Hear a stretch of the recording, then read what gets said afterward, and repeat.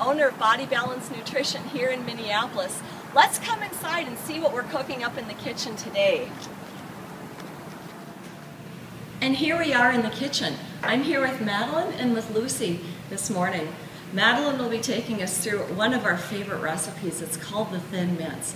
This is a recipe that not only we make all the time, but our clients really enjoy. You might be wondering, why would a nutrition studio be promoting something that's called Thin Mints, something chocolatey and something sweet and something so yummy like that? I mean, that can't be good for you.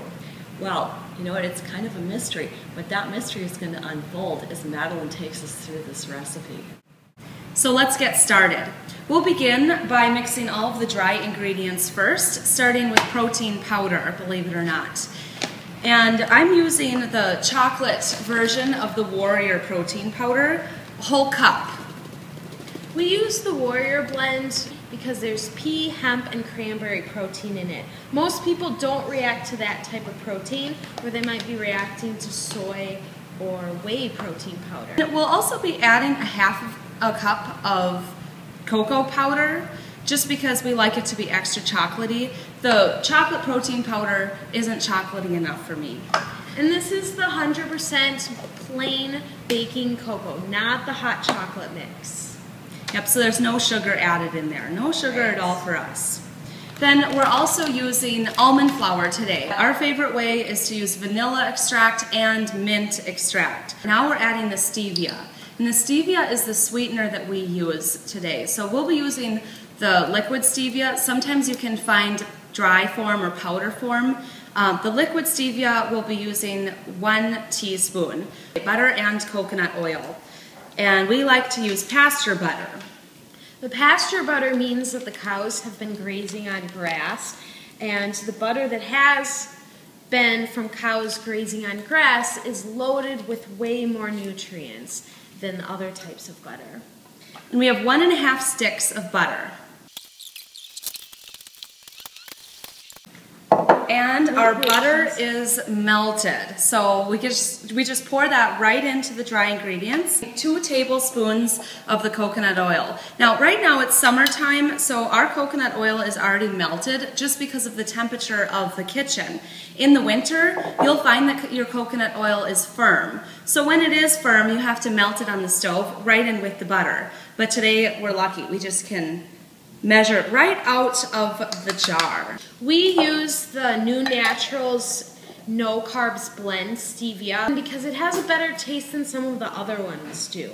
It's not an artificial sweetener, and it's not an actual sugar, like honey would be a sugar, or of course pure sugar is a sugar. This is actually from an herb. This is going to give it the sweet flavor. And these types of desserts that we're making help you to get off of those other sugars without giving up all of the sweetness and all of the desserts in your life. Now, a little warning about stevia. If you're used to eating a lot of sugar and you haven't had stevia before, it takes a little bit of time to adjust to it. Some people like it right away. Other people need a couple of days until they find that it actually tastes like sugar again. So if you're new to it, just give it some time. So we like to use these flexible cutting boards, but you really can use any tray that you have that fits in your freezer. Make sure you don't use something too big.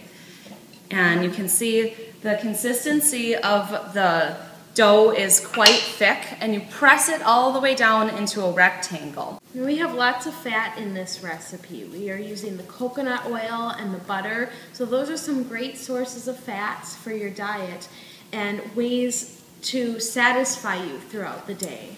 For our top layer, we're using 1/3 of a cup of coconut oil, 6 tablespoons of cocoa powder, that unsweetened cocoa powder again.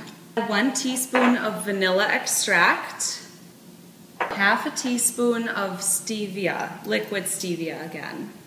Mix up the whole mixture here. It's pretty liquidy and it's pretty easy to mix up. Then we just pour it right on. You have to be careful so it doesn't spill over the edges, because it is quite runny.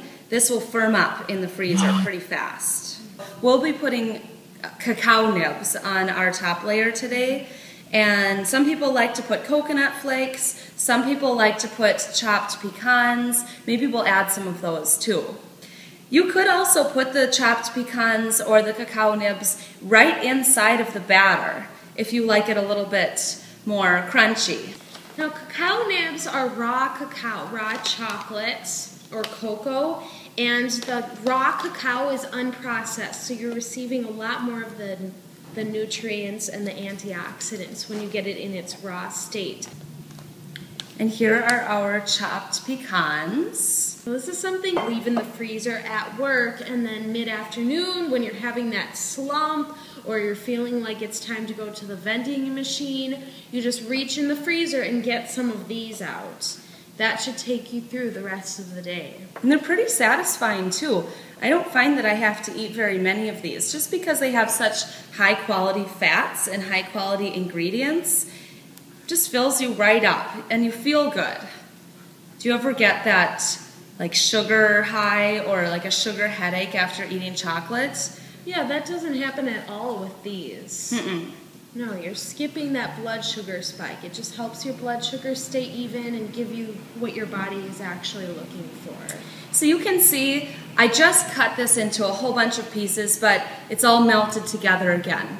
The reason for that is that after it's all frozen, we'll be cutting it again. It's pretty easy to cut now that we've sort of set the lines. If you skip this set, it's a bit of a disaster trying to cut it up at the end. Next, we put them in the freezer.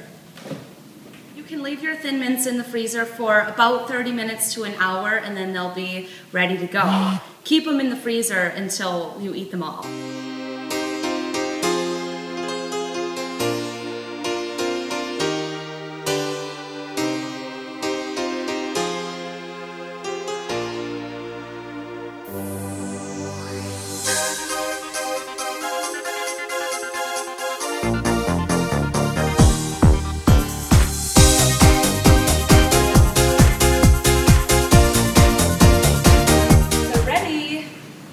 About a half an hour that we waited, and they're all finished. Oh, they're done. Those look great. These can be so much fun to make. Cutting these up, we're going to try them in just a moment. But something that we challenge and encourage you to do sometime this week is get yourself to the store and buy those ingredients. Sometimes that's actually the hardest step if you're not used to getting almond flour or unsweetened cocoa.